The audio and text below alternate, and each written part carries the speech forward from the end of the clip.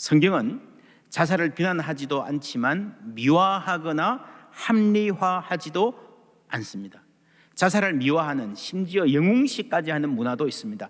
옛 로마가 그랬고 이웃나라 일본이 그랬습니다. 로마 사람들은 정치적으로 패배했을 때에 적의 칼에 죽느니, 적의 칼을 기다리느니 먼저 자살하는 것이 명예롭다라고 생각을 했습니다. 구차하게 사느니 깨끗이 죽겠다, 그게 낫겠다. 일본은 오랫동안 그런 문화 속에 살았습니다. 그래서 현대에 와서도 오랫동안 자살률 세계 1위를 기록했습니다. 최근에는 전 국가적으로 많이 노력해서 낮추었고 이제 한국이 그 1등 자리를 올라갔습니다. 그런 건 1등 안 해도 되는데, 그죠? 이 자살은 그래서 개인의 문제일 뿐 아니라 사회의 문제고 문화의 문제이기도 합니다.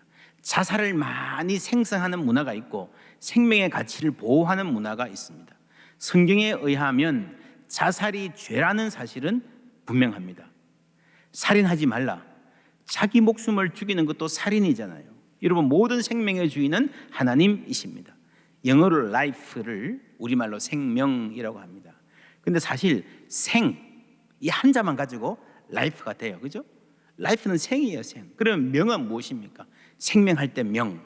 함석헌 선생님은 생명은 살라는 명령이다 라고 했습니다. 여러분, 사는 것은 명령입니다. 나는 나 자신의 생명을 잘 돌볼 책임이 있습니다. 오늘 말씀에 만물을 살게 하신 하나님이라고 고백했습니다. 생명의 주인은 하나님이신 줄 믿습니다. 내가 내 삶의 주인이 아니라는 거죠. 믿음의 선한 싸움을 싸우라, 영생을 취하라 하셨는데, 여러분, 인생은 고달퍼요. 누구의 인생에나 싸움이 있습니다. 이 모든 싸움 중에 가장 기본적이고 중요한 싸움, 누구나 싸워야 되는 싸움, 누구나 감당해야 되는 이 사명은요, 나에게 맡겨진 생을 살아내는 거예요.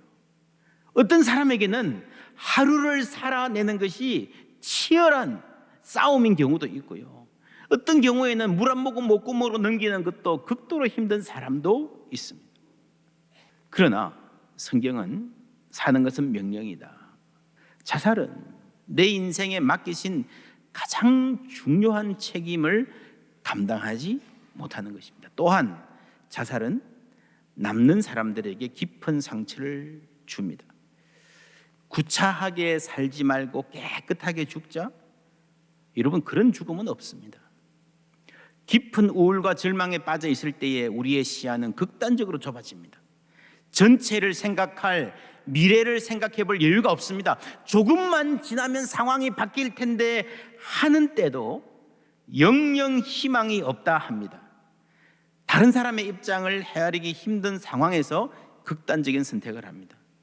여러분, 한 사람이 생명을 포기하면 그것이 남기는 문제는 훨씬 깊고 복잡하고 오래갑니다. 깨끗하게 끝나는 일이 아닙니다. 많은 사람들에게 충격을 주고 비참하게 만듭니다. 그래서 자살은 죄다라는 말은 맞습니다. 그러나 용서받지 못할 죄다라고 말하는 것은 과도합니다. 예전에는 자살하면 반드시 지옥 간다 그랬습니다. 왜냐하면 다른 죄들은 다 회개하고 용서받을 수 있지만 자살만큼은 범해놓고 회개하고 용서받을 기회가 없으니 지옥 간다라는 논리였습니다. 이것이 중세시대 때 형성된 교리였는데 지금은 어느 교단이고 진지한 신학자 중에서 이 교리가 맞다고 하는 이가 없습니다. 한국에 꽤 많은 분들이요, 가톨릭을 되게 싫어하면서도 옛날 가톨릭에서 형성된 교리를 아직도 붙잡고 있어요. 여러분, 이 교리는 성경에서 나온 것이 아니라 인간의 논리적 추론으로 만든 교리인데 그 논리가 대단히 허술합니다. 여러분, 우리는 모든 죄를 다 회개하고 하나님 앞에 설 수 없습니다. 혹시 만에 하나 고해성사 시스템을 중요시하는 가톨릭에서는 조금 말이 될지도 몰라요. 그러나 개신교의 신학에서는 전혀 말이 안 됩니다. 여러 가지 이유로 미처 고백하지 못한 죄가 있는 채로 생을 마감하는 경우가 많을 것입니다. 그래서 여러분, 회개라는 인간의 행위도 필요하지만 용서하시고 구원하시는 하나님의 은혜가 더 중요한 줄 믿습니다.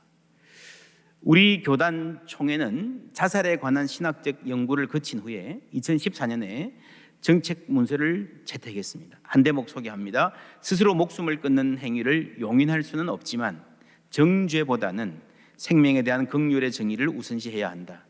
이는 예수께서 선포하시고 몸소 실천하신 생명 복음의 근본 정신에서 확인할 수 있다. 예수께서는 생명 파괴와 상실의 사변적인 원인을 따지지 않으시고 오히려 그들에게 하나님의 긍휼의 정의에서 비롯되는 치유의 은총을 먼저 베푸셨다. 우리는 자살이 죄인 것은 분명하지만 하나님의 은혜가 품지 못할 죄라고 단정할 수는 없다라고 말해야 됩니다. 그 세상의 어떤 것도 우리를 사랑하시는 하나님의 사랑에서 우리를 끊을 수 없으리라 하신 로마서의 말씀대로입니다. 그래서 우리는 누군가 혹 자살을 했다 하더라도 여전히 그 영혼을 사랑하시는 하나님께 자비와 긍휼을 구할 수 있는 것입니다. 또한 누군가를 단정해서 지옥 간다라고 말하는 것은요, 내가 하나님 자리에 서는 거예요. 양과 염소의 비유 기억하십니까? 하나님 앞에서 심판받을 때의 그 결과는 인간이 보기에 의외인 경우가 많다는 사실을 잊지 말아야 됩니다. 인간의 교리로 재단할 수 없습니다. 자살하면 반드시 지옥 간다라고 하는 것은 성경의 진리라기보다는 잘못된 논리에 기초한 교리입니다. 그리고 더 큰 문제는 여기에서 시작된 인습, 문화적 태도입니다. 여러분, 진리와 문화는 늘 함께 갑니다. 섞여서 나타나는 거예요. 진리가 힘이 세서 문화를 바꾸기도 하고 문화가 힘이 세서 진리를 뒤덮어버리기도 합니다.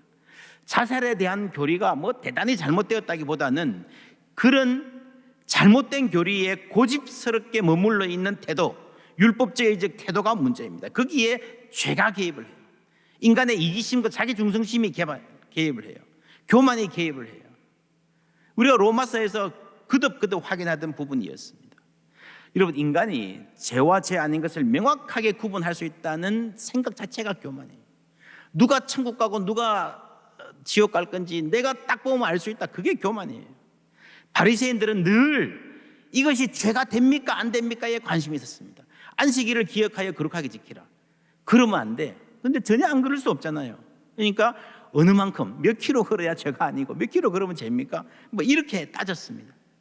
그러다 보니 그것을 잘 지키면요, 남을 정죄하죠. 스스로는 교만해지죠. 어떤 사람이 됩니까? 하나님의 은혜가 필요 없는 사람이 되는 겁니다. 내가 다 지켰는데 그런 딱딱한 마음에 하나님의 사랑이 거하기 힘듭니다. 그래서 마침내는 독사의 자식들아 라는 말까지 들었던 겁니다. 근데 우리가 기억해야 될 것은요, 이 사실 바리새인들의 출발은 선한 의도였습니다. 안식일을 잘 지키려는 의도였어요. 여러분, 자살은 죄다라는 것을 강조하는 것도 본래는 생명을 보호하려는 선한 의도에서 출발했습니다. 근데 그게 지나칠 때에, 인간의 교만과 죄가 개입될 때에 사람을 누르고 죽이는 열심, 인간적 열심이 된 것입니다. 관용이 없는 판단의 문화를 만들었습니다. 여러분, 가족 중에 누군가가 스스로 세상을 등졌을 때에 남은 이들이 겪는 충격과 슬픔, 그리고 많은 경우에 죄책감이 있죠.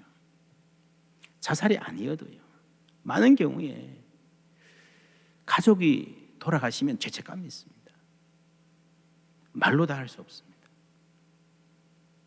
그런데 그런 분들 앞에서 자살했으니 지옥 간다라고 말하는 그 대담함, 그 무지함, 그 냉담함은 어디서 나온 것일까요? 신학학자 김세현 교수는요, 이런 냉담함을 지적하면서 유가족 앞에서 자살하면 지옥 간다라고 목소리를 높이는 사람은 그 사람이 지옥 갈 가능성이 훨씬 더 높다라고 말했습니다. 여러분, 자살을 사회적으로 연구하는 분들에 의하면요, 100% 자신의 잘못만인 자살은 없다. 이 사회와 문화, 경제 시스템, 교육, 가정과 주위 사람들, 아주 복합적인 문제라는 거죠. 그래서 자살이 죄라면, 죄가 있다면 우리 모두 나누어져야 할 책임에 틀림없습니다. 자살자들에 대한 애도와 장례를 금지해야 한다는 말까지 있었습니다, 한때. 근데 여러분, 성경적 근거가 없습니다. 성경은 자살한 사람 장례를 해주지 말라는 말을 하지 않습니다. 오히려 아히도벨이나 사울 같은 경우처럼 자살했더라도 그 죽음이 존중되고 예의를 갖추어 기억되는 사실들을 보도합니다. 더 분명한 것은 우는 자들과 함께 울라는 교훈입니다. 가장 슬픈 자, 가장 큰 고통을 당한 자, 이들 옆에 우리는 있어야 됩니다. 큰 도움을 줄 수 없어도요, 함께 울어줄 수 있으면 족합니다. 우리가 소망하는 교회, 아무도 혼자 울지 않는 교회입니다. 여러분, 생명을 보존하고 자살을 예방하는 것도 여기서 출발합니다. 아무도 혼자 울지 않는 교회를 만드는 것입니다. 예수 믿으면 슬픈 일, 가슴 아픈 일 일어나지 않을 거야. 아니에요. 거짓이에요. 그러나 우리는 어떤 사람도 그 누구도 혼자 되지 않는, 혼자 울지 않는 교회를 소망할 수 있습니다. 지금 코로나 때문에 많은 사람들이 혼자 살잖아요. 고립되어 있지 않습니까? 위험한 때입니다. 우리가 돌볼 방법을 열심히 찾아야 됩니다. 여러분, 기독교의 복음은 하나님이 나를 사랑하신다는 것 아닙니까? 그래서 내가 무가치하게 보일 때, 내 삶이 무의미하게 느껴질 때, 그때도 하나님은 나를 사랑하신다. 여러분, 많은 사람들이 자살할 때에 내 삶이 무가치하다, 쓸모없다라는 느낌을 갖습니다.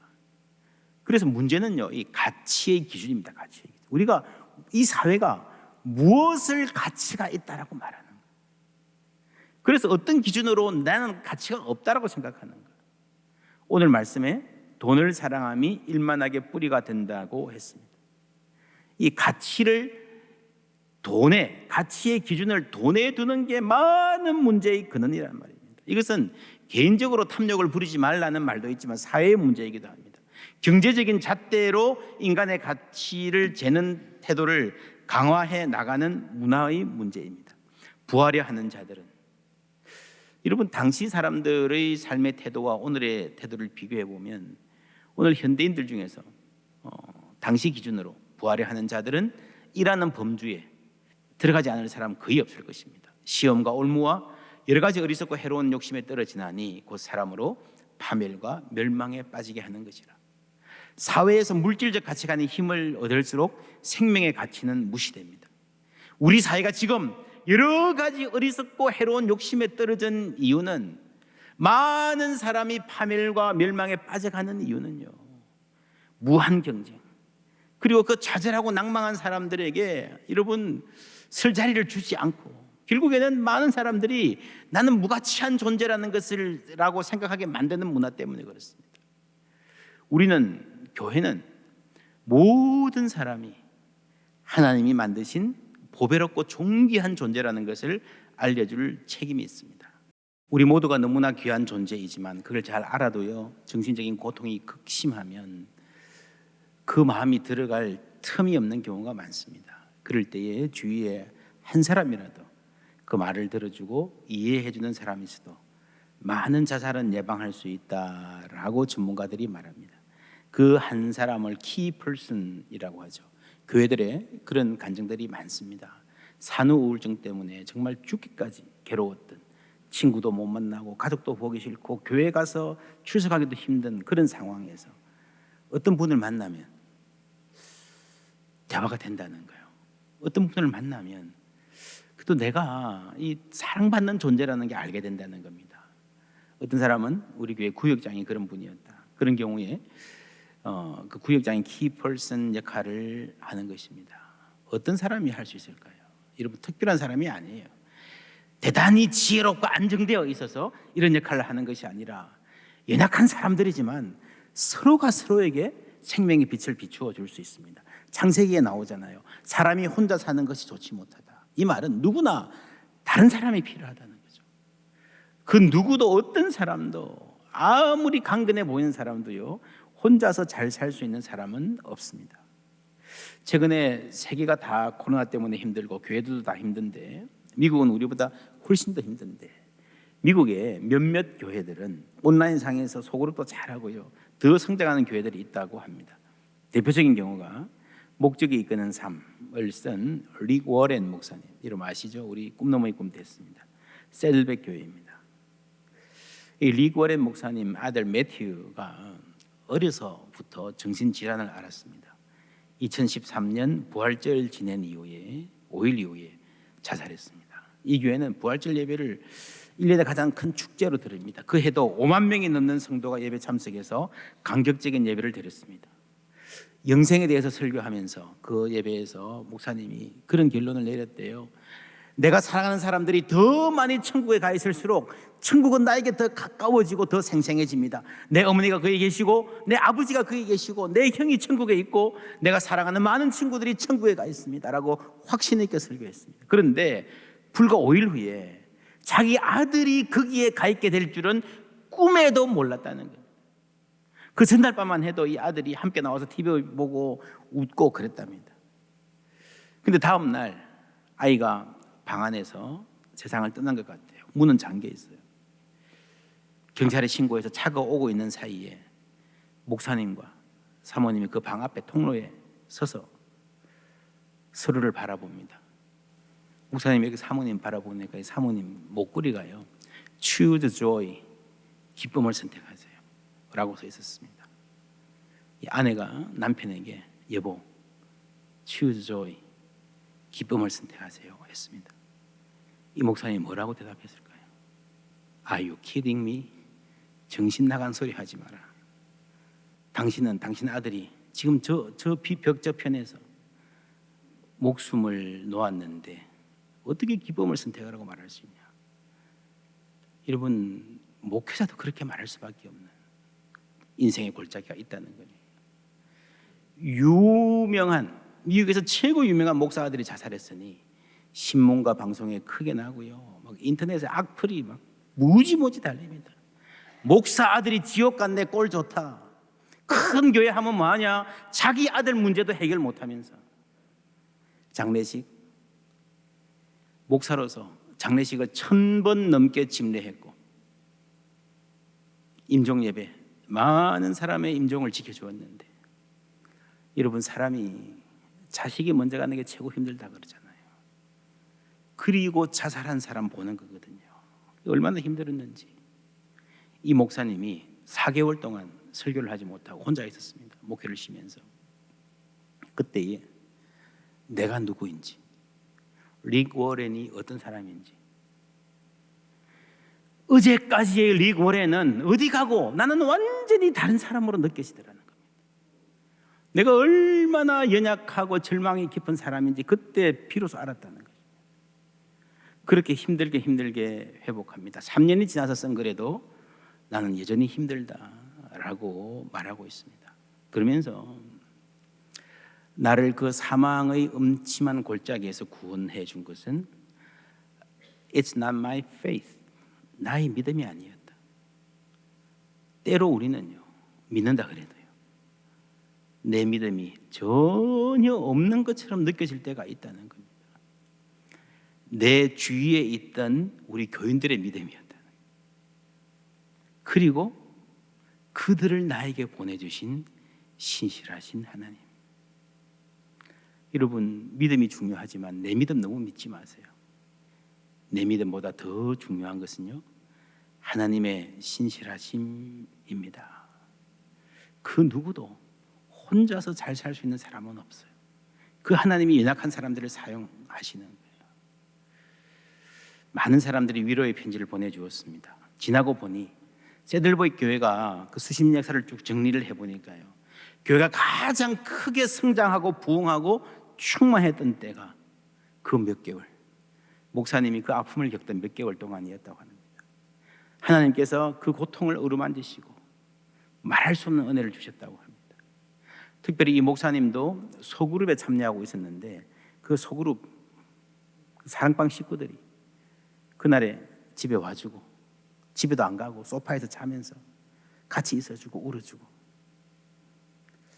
그 도움과 위로가 그 어두운 골짜기를 통과하는데 큰 도움을 주었다고 합니다. 그리고 이러한 스토리들을 들으면서, 매튜의 삶을 들으면서